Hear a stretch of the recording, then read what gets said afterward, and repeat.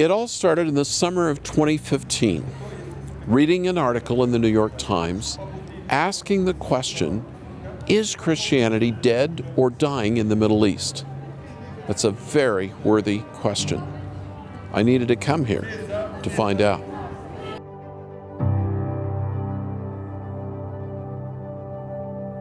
I'm not surprised because we are always to be under persecution. I'm surprised. I'm talking about Christian, of course. I'm talking about my people. Yes. But I'm surprised we are still exist. I heard someone knock on the door like crazy, and he was like, boom, boom, boom. And I opened the curtains, and he said, hey, go, it's over. I told him, I opened the window, and I was like, hey, what happened? He said, it's over. And then I ran to the door to open the door. There was nobody. He left. I opened the gate. There was nobody at the neighborhood. I walked to the intersection, and there was nobody, just like people. The policeman had gone. Disappeared. There was even nobody. I walked back to my brothers. I woke them up, and I told them, hey, guys, this is what happened. I see nobody. We walked back to the intersection, wait for anybody to pass, but just like everyone disappeared, just like it's ghost city. If that thing happened to you, just like your heart start beating quick, but you don't know what to do. So my biggest fear is to take my brothers and leave. But one of them, he got scared and he was like, oh, what to do? And he was just like looking around him and taking his clothes, put it in his bag. The other one, he insists to stay. He's the youngest one. He's wanting to fight it out with ISIS. Yes. And that's why I stayed with him, because I know he would join to the fighters. He would never mind to do it. And then I grabbed his bag, I put it in his hand, and he said, I won't leave. I told him, let's go. And he refused. And then I grabbed him from his jacket. I told him, look, I'll punch you in your face if you don't leave. I stayed here. I left my child just because of you. And then he threw his bag again to the ground. He insists. And then I grabbed him again. I told him, let's go, let's move. So I forced him to do it. ISIS stormed through Iraq to establish their self-proclaimed caliphate. They took what they wanted, where they wanted, leaving a wake of destruction and forcing thousands to flee with just the clothes on their back. To the west lies Jordan, where we meet Tahira. In her first marriage, she was married to a member of Al-Qaeda. In the darkness of physical and emotional abuse, Jesus met her and saved her from that marriage. She is now married to a Christian man who is a pastor in Sweden, but is living separated from him because immigration laws won't let her move. I absolutely want to be with my husband. Every minute of the day I think about it, and I want to be serving the Lord with him when I'm with him.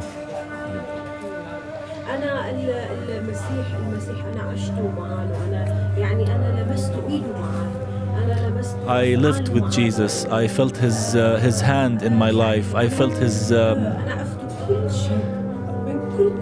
I know him with every aspect of my life, and I follow him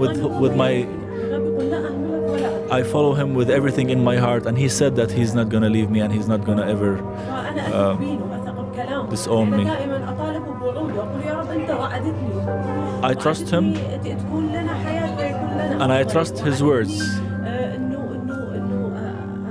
He said that you will have. I always tell him to fulfill the promises he gave me in my life, and he always does. And I'm telling him that he said that you will have life, and you will have a better life. And I'm asking him to give me that, to fulfill that promise. I want you to meet a man who has become my friend over the past year. He lives in the state of Kurdistan in northern Iraq, and he used to be a Muslim. When I working with the cell phone company, and he sent me to many places, like mission to check the towers, foundation, something like that. And in 2004, between 4 and 5, I go to North Baghdad, the area we call him Samara, and group of Muslim, he catch me there. And this would be Islamists, strong Islam, yeah. terrorists, we Yes, might say in North yeah. America. He's a terrorist, yeah. But here in Iraq, he have a different name. Somebody call him Qaeda, somebody call him ISIS, he's like group of Muslim. For me, he's nothing different. He's Muslim and he's terrorist. The problem here, just he know my name, he know my position, he know I'm civil engineer, I working there, and he catch me not just before he is Muslim, I'm different, or I'm Kurdish or Arabic.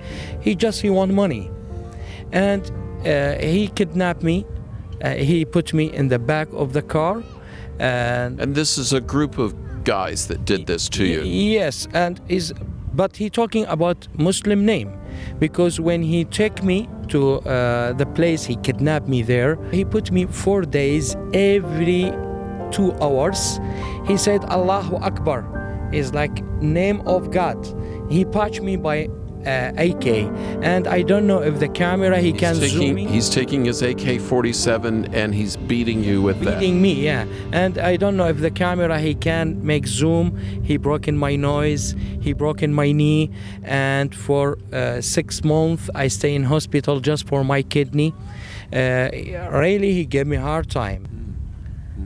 And I open my eyes, I see the bad guys, and this group of Islam, he fight each other, and one of them, he used the AK, he shoot his friend, and I open the door, I go to the highway, I take taxi, and I came back. But it's not finished, the story is not finished yet. So you through this miraculous, because it is miraculous, way, you were able to just flee, leave, walk away, take a taxi home. Yeah, and he's not finished here. When I coming to home after 3 days, because the company, I called the company, hey, I release it now. He said, who released you? I told him Jesus, and everybody, he laughed. Yeah, like you now. Well, I believe it. I hope he did. Yeah, and the problem is not here. Like after 3 days, I go to home. My wife, she opened the door for me. She said, hey, what happened with you? I told him, group of Islam, he kidnapped me. She said, I see Jesus in my dream. He told me, I save your husband. He's in safe. He coming soon to home. So this is a double event here. Jesus is speaking to you. Jesus is speaking to your wife. You've been kidnapped by terrorists, and the Lord leads you safely back home. Yes, and now I'm not afraid from anything, because Jesus, he saved me one time. He's going to save me second time. And anyone he not believe Jesus, please, if he see me now or he look it to me, sorry, maybe my English is not good, but please send my message to everybody. Jesus, he is here. He will save our life. My wedding ring still there. I had a couple more golden rings. It was there. My wallets, my notebooks. I didn't take anything. Your passport. My passport. My wife took my passport. It was with her. That's the important thing. Your life savings you left behind. I left. Yes, true. We didn't expect like we're leaving. Like it was like something like. Honestly, I didn't know what I am doing. For me, I lost everything, but I think I found Jesus. All the world, they thought that ISIS took from us everything. But actually, we took from them everything. Explain that. They took our houses, but we are one home. We are one land. We are one place. They took from us all churches, but we are now one church. They are covering, their faces actually, but we are we can showing our faces. We don't have anything to feel guilty about it or to be hidden, but those people can't come to the light, but we are the light. We have the light. We have the light, we do. So those people, they can't live in light, they will live in dark. So they took from us everything, but actually, no one can touch our joy, no one can touch our faith, because we are not belong to land, we are belong to Jesus. Jesus is our land. not the land of Nineveh. Where we have Jesus, that means we have the promised land. Without Jesus, doesn't matter which place we are living. In the beginning, I used to be like account of myself. I know I'm educated, I'm finished college, and I know things. I know how to handle myself. But now I know He can provide everything, and anytime He wants, He can be my protector, and He can be my everything. So my faith is like I don't care about this life because I know He's taking care of me. I found my hope in Jesus, and I trust Jesus that what's happening to us, it's in our side. Even if we lose people, like God always planned good for us. Because God has good plan for me, for my life. Every day, what's happening, even if it's getting worse, I always say God has good plan for me. So this is my hope. I see my hope in God, in Jesus, that He's doing this for me, even if I see it wrong, but definitely it's true.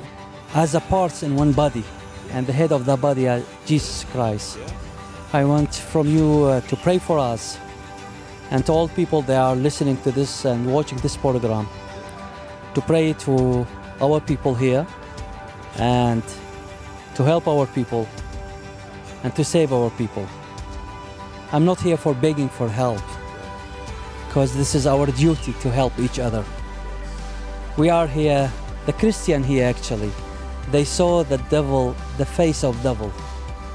And we know who is the devil here in this modern life. We know that very well. And many people, they are afraid to say that. Me, I don't care, because I belong to Jesus, not anyone. You lost many friends, I know, ISIS. Yeah. And even though you and your family were able to escape. Mm-hmm. Do you forgive ISIS? I forgive ISIS. I do. And if you want to tell, can I allow this to say, like, and I thank them because they opened to us doors to speak about Jesus. They opened doors to and opportunities to let people know Jesus more. He said, you are not from this world. The people, if you were from this world, the people will accept you, but they refuse you because you're not from here. You're from my kingdom. So the word of God is true and His promise is true. That's what He says. If I'm really Christian, I have to believe in this. We're not from this world. And what's happening to us, like, okay, it's in our good. So what's the answer to the question? Is Christianity dead or dying in the Middle East? Absolutely not. This is the golden age. More Muslims are coming to faith in Jesus than ever before.